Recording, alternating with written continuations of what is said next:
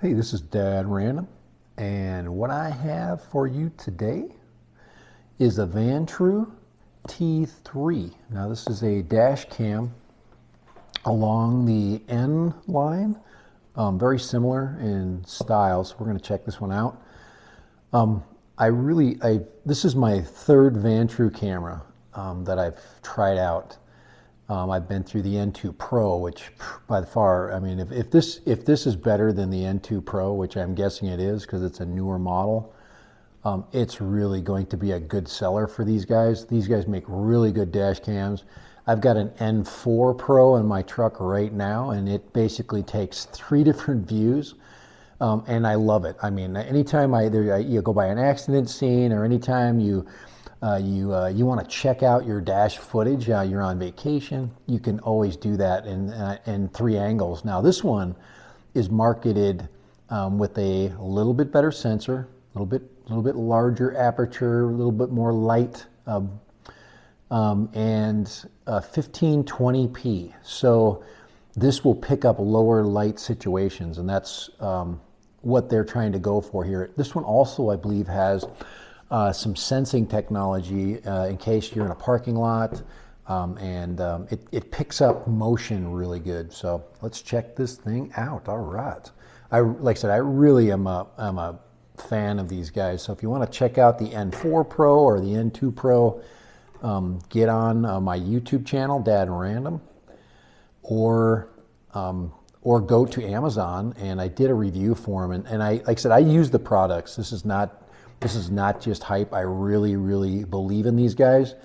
They're a leader in dash cam technology. So, and here we go. So these guys are these are like the DJI of cameras for sure.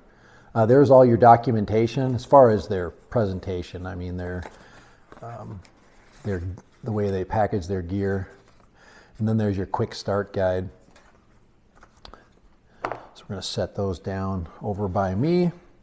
See anything else they got in there. Follow us. Okay. I do not believe this one is a camera with Bluetooth in it. I do not believe that it does. So if you're wondering, let me just double check to see if there's any Bluetooth. The regular setup. Now I actually have the mount for the N4, and I believe this will mount the same as if you have the N4 camera. Now this does require you to add an external GPS. This will also take a 256 gigabyte card, class 10 or above. They suggest you use their card. They're very competitively priced, so, but very much the same, inside, outside. So you got front view, you got cabin view, and you got front view. But we're going to check this out. Power, let's see, just your power connectors, your menus. This, if you're already familiar with the N series, this one is very much the same. I'm looking at the menus and I'm seeing the same thing. There's your system menu. There's your different views. You can toggle through those views. You can turn the audio off and on. Those kinds of things. You can push the memory button where it'll lock in footage. Let's see. Just looking at their different parking mode. Now this camera requires you to take it out when you want to download. You can also pop the card out. You can pop the memory card out as well. It's just up to you how you want to go about doing that. I'm actually going to use my same memory card. I think I have a Samsung Evo in my N series. So those will work really good. At the levels that mine records, I think mine's at 1440 in the front, something like this one, but doesn't have quite as good a sensor. I get basically a week before it rolls over and starts over. And this is actually how I've got mine set up too, right here through the headliner and down, and then into the power bank. Now let's go find out and see what we got in here. Let's see what it comes with, and check out all its gear. So here we go. I'm guessing this one feels like the camera.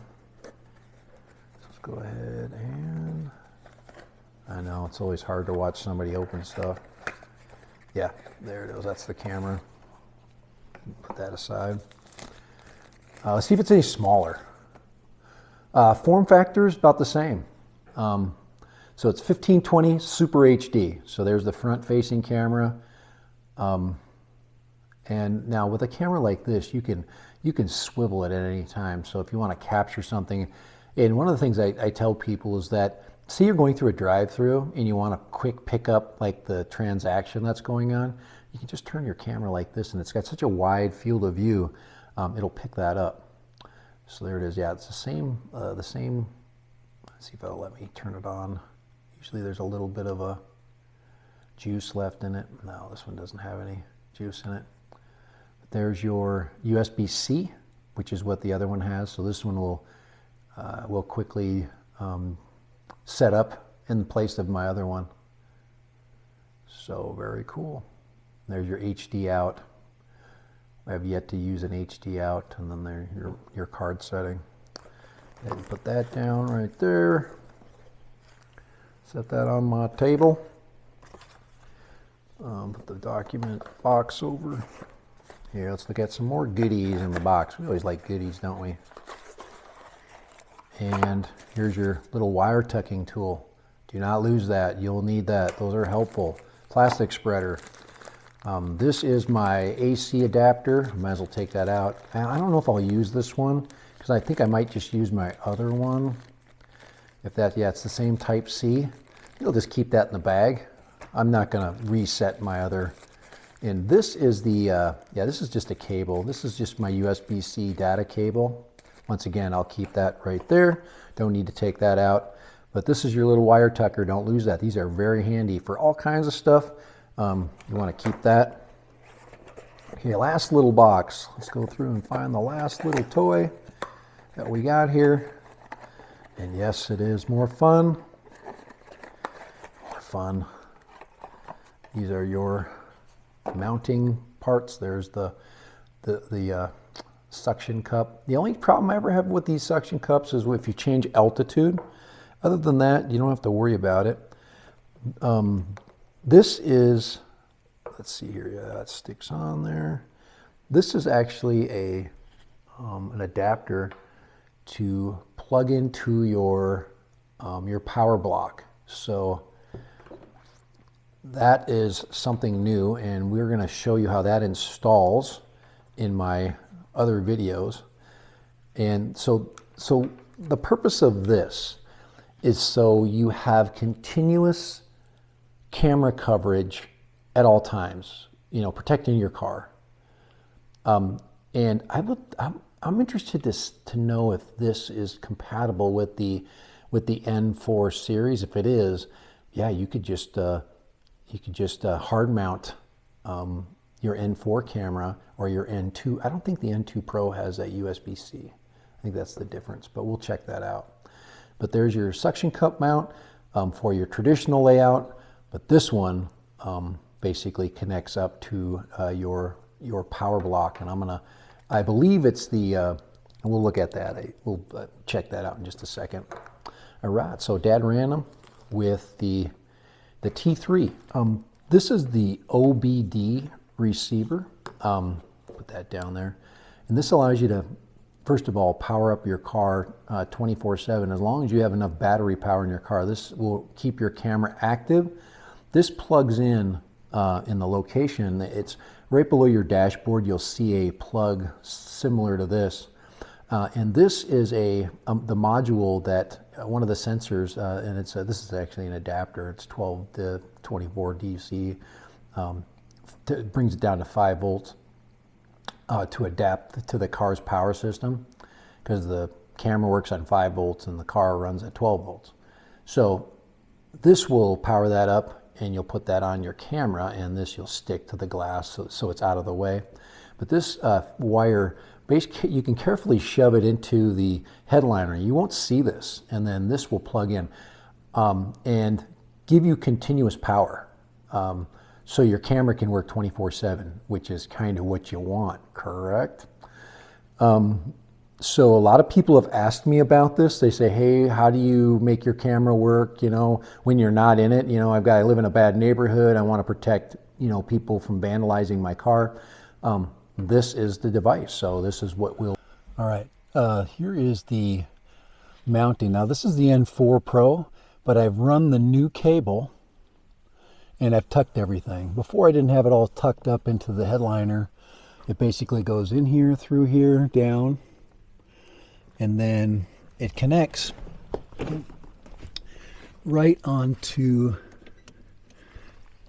this block right here. And you'll have a block very similar to that in your vehicle. That is the diagnostic connector. So right there, so that's it. And now I have a,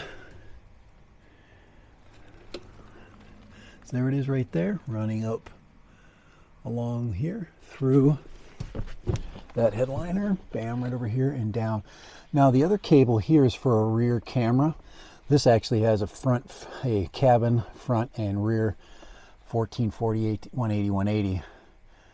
And you can use an optional GPS. Now watch how easy it is to switch this thing out. Here we go. Now you can see it's running. My car. We got that on. Okay, let's get out of here. All right, let's get out of the settings. All right, so there we go. We're set up. Now this is the old plug. I'm putting it in there because I have nowhere else to put it. This is for a second camera, the rear camera for my M4 Pro. I could just leave it. I don't see it really. I guess I could take. I don't know if it interferes with it. I'll find that out soon.